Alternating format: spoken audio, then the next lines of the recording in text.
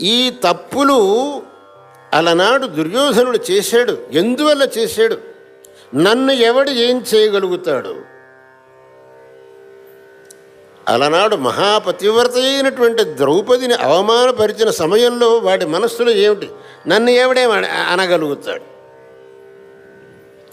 ఆ ఒక్క అహంకారం అనేది వాడి వల్ల అన్ని అపరాధాలు చేయించింది. కానీ చివరికి వాడి గతి ఏమైంది? సర్వనాశం కాలేదా? ఎవరన్నా వాడివాడు అనే ఎవడన్నా మిగిలాడా? చివరికి వాడికి కూడా ధర్మరాజే తర్పణ ఇవ్వాల్సి వచ్చింది, శ్రాద్ధం పెట్టాల్సి వచ్చింది. ఏ ధర్మరాజునైతే వాడు నానా హింసలు పెట్టాడో చివరి ఆ ధర్మరాజే వాడికి తిరోధకాయలు ఇవ్వాల్సి వచ్చింది, శ్రాద్ధం పెట్టాల్సి వచ్చింది. కాబట్టి మనం అహంకార భూయిష్ఠులమై అధర్మాన్ని ఆచరిస్తూ వాస్తవాన్ని మర్చిపోతున్నాం. ఈ అహంకారం మనకు పనికిరాదు.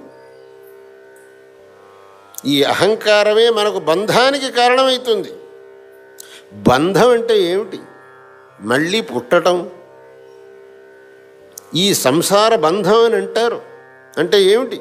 మళ్ళీ జన్మించటం, సుఖదుఖాలు అనుభవించడం, శరీరం విడవడం, మళ్ళీ జన్మించడం. ఈ జన్మ మరణ ప్రవాహానికి సంసారం అని పేరు. ఎప్పటిదాకా ఈ జన్మ మరణ ప్రవాహంలో మనం ఉంటామో అప్పటిదాకా మనకు విముక్తి అనేది లేదు.